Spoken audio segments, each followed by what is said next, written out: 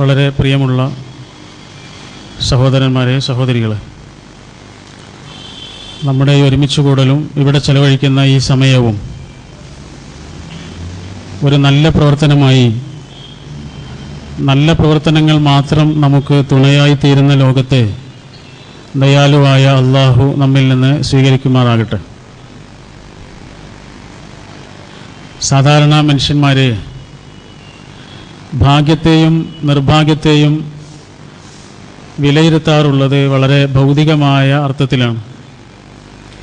ഒരാൾക്ക് ഭൗതികമായി എന്തെങ്കിലും ഒരു നേട്ടമുണ്ടായാൽ, സാമ്പത്തികമായോ സൗകര്യങ്ങൾ കൊണ്ടോ പദവി കൊണ്ടോ ഒരു നേട്ടം ഒരാൾക്ക് ലഭിച്ചാൽ ആളുകൾ അയാളെക്കുറിച്ച് പറയും, അയാൾ വലിയ ഭാഗ്യമുള്ള ആളാണ് എന്ന് പറയും.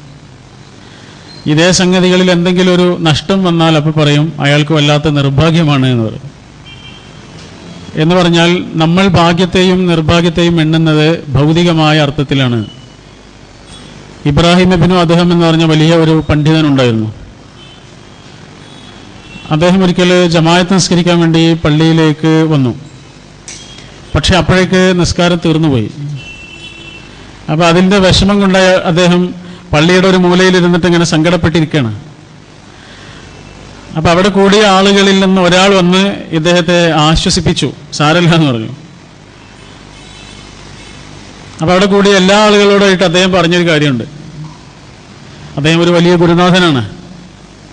അദ്ദേഹം പറഞ്ഞു, എൻ്റെ വീട്ടിൽ എന്തെങ്കിലും ഒരു ദുർഘടം സംഭവിച്ചാൽ, ഒരാപത്ത് സംഭവിച്ചാൽ, എനിക്കെന്തെങ്കിലും ഒരു വലിയ നഷ്ടം സംഭവിച്ചാൽ നിങ്ങൾ എല്ലാവരും വന്നിട്ട് എന്നെ ആശ്വസിപ്പിക്കും, എനിക്ക് ആശ്വാസ വാക്കുകൾ തന്ന് സാന്ത്വനപ്പെടുത്തും.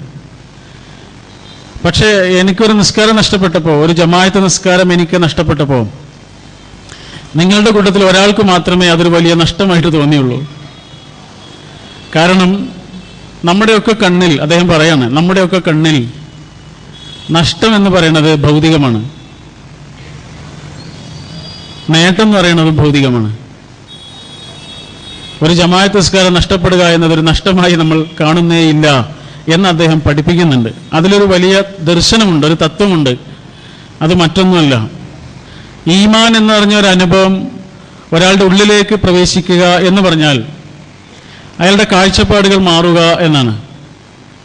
അയാളുടെ ജീവിത രീതി മാത്രമല്ല മാറുന്നത്, അയാളുടെ ആചാരങ്ങളും അനുഷ്ഠാനങ്ങളും മാത്രമല്ല മാറുന്നത്, അയാളുടെ വീക്ഷണങ്ങൾ മാറുന്നു, അയാളുടെ കാഴ്ചപ്പാടുകൾ മാറുന്നു.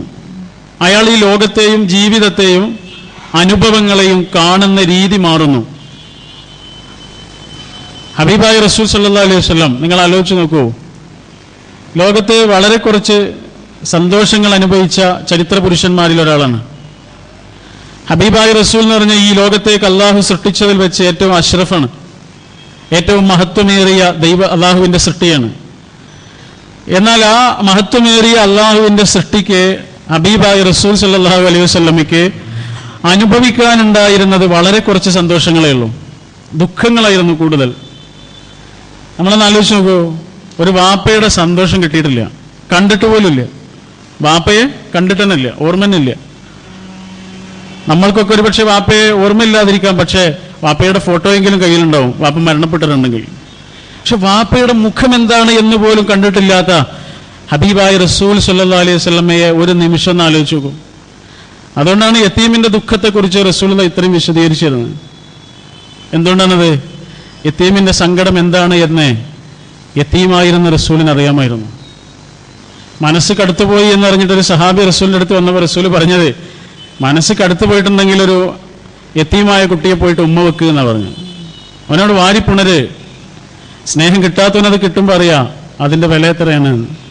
ആ മുഖത്ത് കാണുന്ന സന്തോഷം കാണുമ്പോൾ അറിയാം അവനനുഭവിക്കുന്ന ആനന്ദം എത്ര വലുതാണ്. നമ്മളൊക്കെ നമ്മുടെ വീട്ടിലേക്ക് കയറി ചെല്ലുമ്പോൾ നമ്മുടെ മക്കൾക്ക് എന്ത് സന്തോഷമാണ്.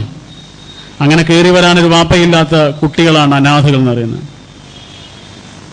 നമ്മളൊരു സുഹൃത്തൊരിക്കൽ ഗൾഫിൽ വെച്ച് മരിച്ചു. അദ്ദേഹത്തിൻ്റെ വീട്ടിലേക്ക് പോയ സമയത്ത് ഒരു ചെറിയ കുട്ടിയുണ്ട്, വലിയ ഷർട്ടിട്ട് നടക്കുന്നത്, വലിയ ഷർട്ടിട്ടൊരു ചെറിയ കുട്ടി നടക്കുന്നത്. അപ്പം എന്താണെന്ന് ചോദിച്ചപ്പോൾ അവൻ്റെ കുട്ടിയാണ്. ആ വാപ്പ ഇനി തിരിച്ചു വരില്ല, വാപ്പയുടെ ചൂടും ചൂരുമുള്ള ഷർട്ടിട്ടിട്ട് ആ കുട്ടി കളിക്കുന്നു, ഉറങ്ങുന്നു. ഇനി ആ വാപ്പ തിരിച്ചു വരാനില്ല. അതാണ് യതീം എന്ന് പറഞ്ഞാൽ. ഞാൻ സൂചിപ്പിച്ചത് യതീമായിരുന്നു റസൂൽ. സല്ലല്ലാഹു അലൈഹി വസല്ലം. പിന്നെ ഒരു ഉമ്മ, എത്ര വലിയ സാന്ത്വനമാണ് ജീവിതത്തിൽ ഉമ്മ എന്ന് പറയുന്നത്. നമുക്ക് നിർണ്ണയിക്കാൻ കഴിയാത്ത സമാധാനവും സന്തോഷവുമാണ്. വാപ്പയും ഉമ്മയും ജീവിച്ചിരിക്കുന്ന കാലമാണ് ജീവിതത്തിലെ ഏറ്റവും നല്ല കാലം, അല്ലേ? വാപ്പയും ഉമ്മയും ജീവിച്ചിരിക്കുന്ന കാലമാണ് നമ്മുടെ ജീവിതത്തിലെ ഏറ്റവും നല്ല കാലം എന്ന് പറയുന്നത്. അതിലൊന്ന് നഷ്ടപ്പെടുമ്പോഴേ അതിൻ്റെ മൂല്യം എത്ര വലുതായിരുന്നു, ആ സാന്നിധ്യത്തിൻ്റെ മഹത്വം എത്രയായിരുന്നു എന്ന് നമുക്ക് മനസ്സിലാവുന്നു. ഉമ്മ അസ്സലാമു അലൈക്കും എന്ന് പറഞ്ഞിട്ട് വീട്ടിലേക്ക് കയറി ചെല്ലുന്ന ഒരു അനുഭവമുണ്ട്. അത് നഷ്ടപ്പെടുന്ന ആളുകൾക്ക് അതിൻ്റെ വില അറിയുള്ളൂ. വാപ്പയും ഉമ്മയും എന്ന് പറഞ്ഞാൽ നമ്മളിവിടെ വരുന്നതിന് മുമ്പ് നമ്മളെ കാത്തിരിക്കാൻ തുടങ്ങിയ ആളുകളാണ്. ഇപ്പം നമ്മളെ കാത്തിരിക്കാൻ കുറേ ആളുകളുണ്ടാവും, പക്ഷേ നമ്മളെന്നൊരാൾ ഈ ലോകത്തെ ഇല്ലാതിരുന്ന കാലത്ത് നമ്മളെ കാത്തിരിക്കാൻ തുടങ്ങിയ ആളുകളാണ്. അതില്ലായിരുന്നു റസൂൽ സല്ലല്ലാഹു അലൈഹി വസല്ലം, കിട്ടിയില്ല. പിന്നെ ഒരു ജ്യേഷ്ഠൻ, അനുജൻ, എത്ര വലിയ സാന്ത്വനമാണത്. നമ്മുടെ കാര്യങ്ങളിൽ നമ്മളെപ്പോലെ ഒരാളായി കൂടെ നിൽക്കുന്ന ഒരു കൂടപ്പിറപ്പ് ഇല്ല. ഒരു പെങ്ങളുടെ വാത്സല്യവും സ്നേഹവും സാന്ത്വനവും അതും കിട്ടിയില്ല. പിന്നെ ഒരു ആൺകുഞ്ഞ്, ഏതൊരാളും സ്വപ്നം കാണുന്നതാ, അത് കിട്ടിയില്ല.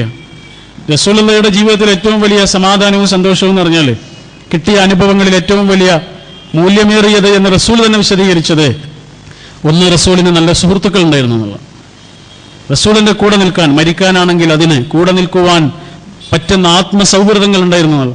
പിന്നെ ഖദീജ ബിൻത്ത് ഖുവൈലിദ് എന്ന മക്കയിലെ പഴയ രാജകുമാരി അൽ അമീനായ മുഹമ്മദിന്റെ കൂടെ പ്രവേശിച്ചപ്പോൾ സംഭവിച്ച റസൂലിന്റെ ജീവിതത്തിലെ അനുഭവങ്ങളും, ഉമ്മയില്ലാതിരുന്ന റസൂലിന് ഉമ്മയെപ്പോലെ, പെങ്ങളില്ലാതിരുന്ന റസൂലിന് പെങ്ങളെപ്പോലെ, റസൂലിന് എല്ലാ ജീവിതാനുഭവങ്ങളും നുകർന്ന് മക്കയിലെ പഴയ രാജകുമാരി പട്ടിണിക്കാരിയായി തീർന്നു. റസൂലിനെ സഹകരിച്ച് സന്തോഷങ്ങൾ കുറവായിരുന്നു. പിന്നെ ഇതിനേക്കാളൊക്കെ അപ്പുറത്താണ് സമാധാനം നിറഞ്ഞൊരു ജീവിതം എന്നുള്ളത്, അതും കിട്ടിയില്ല. പ്രവാചകനായതോടുകൂടി പഴയ സുഹൃത്തുക്കൾ പോലും ശത്രുക്കളാകാൻ തുടങ്ങി. ഭ്രാന്തൻ എന്ന് പറഞ്ഞ് പിന്നാലെ കൂടിയിട്ട് ആളുകൾ കല്ലെറിയാൻ തുടങ്ങി. ഞാൻ സൂചിപ്പിച്ചത് റസൂൽ സല്ലല്ലാഹു അലൈഹി വസല്ലമയ്ക്ക് അനുഭവിക്കാൻ സന്തോഷങ്ങൾ വളരെ കുറവായിരുന്നു. നമ്മളൊക്കെ നമ്മുടെ നഷ്ടങ്ങളെക്കുറിച്ച് ഇങ്ങനെ ആലോചിക്കുമ്പോൾ റസൂലിൻ്റെ ഈ നഷ്ടങ്ങളെക്കുറിച്ച് ഇങ്ങനെ ആലോചിച്ചാൽ മതി. നമുക്കൊക്കെ ഇതിൽ ഏതെങ്കിലും ഒന്നായിരിക്കും നഷ്ടപ്പെട്ട്, റസൂലിന് എല്ലാം നഷ്ടപ്പെട്ടിരുന്നു. പക്ഷെ എന്നിട്ടും ഈ ലോകത്ത് ഏറ്റവും സമാധാനത്തോടു കൂടി കിടന്നുറങ്ങിയ ആളായിരുന്നു നമ്മുടെ ഹബീബ് റസൂൽ സല്ലല്ലാഹു അലൈഹി വസല്ലം. ഈ ലോകത്ത് ഏറ്റവും സമാധാനത്തോടു കൂടി കിടന്നുറങ്ങിയിട്ട് അതിലേറെ സമാധാനത്തോടു കൂടി ഉണർന്ന വ്യക്തിത്വമായിരുന്നു റസൂലുള്ളാഹ്. അതെങ്ങനെ കഴിഞ്ഞു എന്നുള്ളതാണ്. അവിടെയാണ് നേരത്തെ നമ്മൾ സൂചിപ്പിച്ചതുപോലെ ഭാഗ്യവും നിർഭാഗ്യവും, ഈമാൻ എന്നൊരു അനുഭവം ഉള്ളിലേക്ക് പ്രവേശിക്കുന്നതോടുകൂടി മറ്റൊരു രീതിയിൽ കാണാൻ കഴിയും എന്ന് പറഞ്ഞത്. നമ്മൾ ബർക്കത്തിനെ പോലും അങ്ങനെയാണ് പലപ്പോഴും വീക്ഷിക്കാറുള്ളത്. ബർക്കത്ത് എന്ന് പറയും വലിയ സമ്പത്തും സൗകര്യങ്ങളോ ഉള്ള ആളുകളെ കുറിച്ചാണ് നമ്മൾ അയാൾക്ക് വലിയ ബർക്കത്ത് എന്ന് പറയാം. യഥാർത്ഥത്തിൽ ഒരുപാട് ഉണ്ടാകലല്ല ബർക്കത്ത്, ഉള്ളതിലുള്ള സന്തോഷമാണ്. അതൊരു ചെറിയ ചെറ്റപ്പുരയിലും ഉണ്ടായി എന്ന് വരാം, ഒരു വലിയ കൊട്ടാരത്തിൽ ചിലപ്പോൾ അത് ഉണ്ടായിട്ടില്ല എന്ന് വരാം. ബർക്കത്ത് എന്ന് പറഞ്ഞാൽ കുറെ ഉണ്ടാകലല്ല, ഉള്ളതിലുള്ള സന്തോഷമാണ്. എങ്കിൽ ഭാഗ്യം എന്ന ഒരു മുഅ്മിനിന്റെ വീക്ഷണത്തിൽ നമ്മൾ നിരീക്ഷിക്കുമ്പോൾ ഏറ്റവും വലിയ ഭാഗ്യത്തിലാണ് നമ്മളിപ്പോൾ ശ്വാസം അയച്ചുകൊണ്ടിരിക്കുന്നത്. നോമ്പ് അനുഷ്ഠിക്കാൻ കഴിയാന്ന് പറയുന്നത് അത് തന്നെ വലിയ ജീവിതത്തിലെ ഒരു അനുഭവമാണ്. നോമ്പ് നോക്കാൻ പറ്റാത്ത എത്ര ആളുകളുണ്ട്. അതിനെക്കുറിച്ച് പറയുമ്പോഴേക്കും അവർ കരഞ്ഞു പോകും. അവർക്ക് നോമ്പ് നോക്കാൻ പറ്റൂലെന്ന് ഡോക്ടർ പറഞ്ഞിട്ടുണ്ട്, പാടില്ല. അത് ശരീരത്തെ ആകെ പ്രയാസത്തിലാക്കുമെന്ന് ഡോക്ടർ പറഞ്ഞിട്ടുണ്ട്. അങ്ങനെയുള്ള രോഗികളുണ്ട്, അവർക്ക് നോമ്പ് നോക്കാൻ പറ്റണില്ല. നിങ്ങൾ ആലോചിച്ച് നോക്കൂ, ഇങ്ങനെ നമുക്കിവിടെ വന്നിരിക്കാൻ കഴിയുന്നു, നടക്കാൻ കഴിയുന്നു, നമ്മുടെ കൈ കൊണ്ട് ചലിപ്പിക്കാൻ കഴിയുന്നു, കാലുകൊണ്ട് നടക്കാൻ കഴിയുന്നു, കണ്ണുകൊണ്ട് കാണാൻ കഴിയുന്നു, കാതുകൊണ്ട് കേൾക്കാൻ കഴിയുന്നു. അനുഗ്രഹങ്ങളെ ഒന്ന് എണ്ണി നോക്കൂ. ഇതൊന്നും പറ്റാത്ത ആളുകളില്ലേ? ബെഡിൽ നിന്ന് രാവിലെ എഴുന്നേറ്റിട്ട് ഒന്ന് ബാത്റൂമിലേക്ക് പോകണം എന്നുണ്ടെങ്കിൽ ഒരു സഹായിയെ കാത്തിരിക്കുന്ന 85,000 ആളുകൾ കേരളത്തിലുണ്ട് എന്നാണ് സാമൂഹ്യക്ഷേമ വകുപ്പ് പുറത്തുവിട്ട കണക്ക്. ബെഡിൽ നിന്നൊന്ന് എഴുന്നേറ്റിട്ട് രാവിലെ ബാത്റൂമിലേക്ക് പോകണം എന്നുണ്ടെങ്കിൽ ഒരു സഹായിയെ കാത്തിരിക്കുന്ന 85,000 ആളുകൾ. മിണ്ടാൻ കഴിയാത്ത 37,000 കുഞ്ഞുങ്ങളുണ്ട് എന്ന് പറയുന്നു നമ്മുടെ ചുറ്റും. 37,000 കുഞ്ഞുങ്ങൾക്ക് സംസാരിക്കാൻ കഴിയില്ല. സംസാരിക്കാൻ കഴിയുന്ന ഞാനും നിങ്ങളും എന്താണ് ഈ നാവ് കൊണ്ട് ചെയ്യുന്നതെന്ന് ആലോചിച്ചു.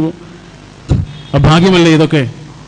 അങ്ങനെയാണെങ്കിൽ റമദാനിന്റെ അവസാനത്തെ പത്തിൽ അതിലേറ്റവും മൂല്യമേറിയ സെക്കൻഡുകളിലൂടെയാണ് നമ്മൾ കടന്നു പോകുന്നത്. മൂല്യമേറിയ സെക്കൻഡുകളിലൂടെയാണ്, അവസരങ്ങളിലൂടെയാണ്. അവസരം എന്ന് പറയുന്നത് വല്ലപ്പോഴും കിട്ടുന്നതാണ്, എപ്പോഴും കിട്ടുന്നതിന് അവസരം എന്ന് പറയില്ല. അങ്ങനെയാണെങ്കിൽ ജീവിതത്തിലെ ഏറ്റവും മഹത്വമേറിയ ഒരനുഭവമാണ്. ഈ ജീവിതം തന്നെ വളരെ ചെറുതാണ്, അതിൽ പകുതിയിലേറെ നമ്മൾ ഉറങ്ങിക്കഴിയുന്നുണ്ട്. അതിലേറെ സമയം നമ്മുടെ കുടുംബങ്ങളും കുട്ടികളും അതിൻ്റെതായ തിരക്കുകളുമായിട്ട് അങ്ങനെ തീരുന്നുണ്ട്. പിന്നെ എത്രയാണ് നമുക്കുള്ളത്? വളരെ കുറച്ച് സമയമാണ്. ആ സമയത്തെ അള്ളാഹുവിൻ്റെ പ്രീതി കരസ്ഥമാക്കും വിധം പ്രവർത്തിക്കുകയും പ്രവർത്തനങ്ങൾ സ്വരൂപിക്കുകയും മനസ്സിനെ നന്നാക്കി തീർക്കുകയും ചെയ്യുക എന്നുള്ളതാണ് നമ്മൾക്ക് ഈ ലോകത്തുള്ള കർത്തവ്യം.